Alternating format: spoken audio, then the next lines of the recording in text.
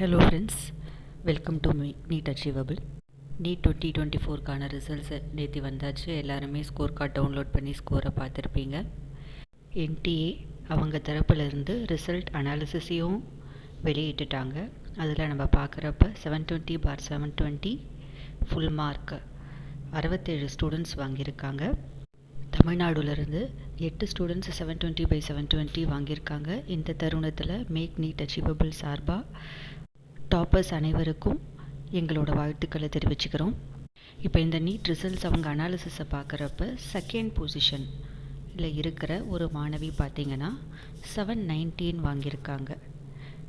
All India rank 68th position. அதே மாதிரி 69th position ஒரு மாணவர் 718 வாங்கியிருக்காங்க.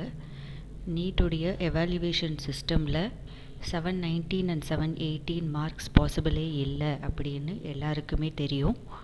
ஒரு கொஸ்டின் அட்டன் பண்ணாமல் விட்டால் 716, ஒரு கொஸ்டின் அட்டன் பண்ணி அது தப்பாக இருந்தாலுமே 715 தான் வர்றதுக்கான வாய்ப்புகள் இருக்குது. அப்படின்ற பட்சத்தில் 719 and 718 எப்படி வந்தது அப்படின்ற கொஸ்டின் எல்லாருக்குமே இருக்குது. இது ஒரு பெரிய $1 million கொஸ்டின்னே கூட சொல்லலாம்.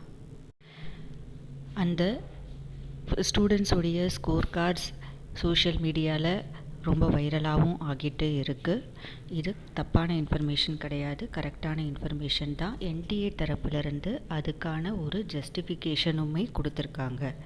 அவங்க என்ன கொடுத்துருக்காங்கன்னா, இந்த ஸ்டூடெண்ட்ஸ் எல்லாருமே கோர்ட்டில் கேஸ் ஃபைல் பண்ணி NTAவோட நிர்வாக குளறுபடிகள் இல்லைனா டைம் மேனேஜ்மெண்ட் இதுக்காக கேஸ் ஃபைல் பண்ணி கோர்ட் ஜட்ஜ்மெண்ட் பிரகாரம் தான் நார்மலைசேஷன் மெத்தடில் இந்த மார்க் அலாட் ஆகிருக்கு. ஸோ 719 and 718 இஸ் பாசிபிள் அப்படின்று NTA தரப்பிலிருந்து ஒரு விளக்கம் கொடுத்துருக்காங்க தான். ஆனாலுமே இந்த ஜஸ்டிஃபிகேஷனையும் விளக்கத்தையும் நம்மளால் எடுத்துக்க முடியுதா அப்படின்னா கண்டிப்பாக எடுத்துக்க முடியலை. ஏன்னா எவ்வளோ பேருக்கு இந்த மாதிரி நார்மலைசேஷன் பண்ணியிருக்காங்க, எந்தெந்த சென்டர்ஸில் நிர்வாக குளறுபடி டைம் மேனேஜ்மெண்ட்னால எந்தெந்த சென்டர்ஸுக்கு இந்த மார்க் அலாட் பண்ணியிருக்காங்க அப்படின்ற கொஸ்டின்ஸ் எல்லாத்துக்குமே இன்னும் விடை தெளிவாக தெரியலை. இதுக்கான விடை எல்லாத்தையுமே NTA கிளியராக சொன்னாதான் இந்த ஜட்ஜ்மெண்ட்டை நம்ம எடுத்துக்க முடியும். ஏன்னு சொன்னீங்கன்னா, நம்ம தமிழ்நாடு ஸ்டூடெண்ட்ஸே நிறைய பேர் இன்விஜிலேட்டர்ஸுடைய குளறுபடிகள்னால ஒரு 15 minutes வேஸ்ட் ஆகிடுச்சு, அதனால் எங்களால் டைமுக்கு முடிக்க முடியல, ஃபிசிக்ஸை கம்ப்ளீட் பண்ண முடியலன்னு நிறைய பேர் சொல்லியிருக்காங்க. ஸோ அந்த மாதிரி பட்சத்தில் இந்த மாதிரி ஸ்டூடெண்ட்ஸுக்கெல்லாம் அந்த மார்க்கு சேரலைன்றது தான் உண்மை. ஒரு ஆல் இண்டியா தரப்பில் நடத்தப்படுற ஒரு எக்ஸாமில் இப்படிப்பட்ட குளறுபடிகளை எக்ஸப்ட் பண்ணிக்க முடியுமா அப்படின்னு கேட்டால் கண்டிப்பாக எக்ஸப்ட் பண்ணிக்க முடியாது. ஏன்னா இது ஸ்டூடெண்ட்ஸோடைய எதிர்காலம் சம்மந்தப்பட்ட விஷயம்.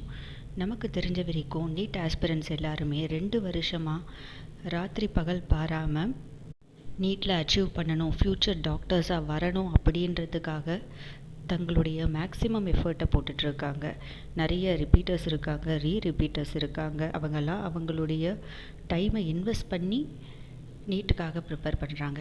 இன்னொரு பக்கம் பார்த்திங்கன்னா ஃப்ரெஷர்ஸ், அதாவது இந்த வருஷம் போர்டை ஃபேஸ் பண்ணி நீட் எழுதுகிறவங்க டபுள் ப்ரெஷரை சமாளிக்கிறாங்க. போர்டோட ப்ரெஷரையும் சமாளித்து ப்ரிப்பேர் பண்ணுறாங்க, நீட்டுக்கும் ப்ரிப்பேர் பண்ணுறாங்க. ஸோ இந்த மாதிரி மாணவர்களுடைய உழைப்பு கேள்விக்குறியாக இப்போ இருக்குது.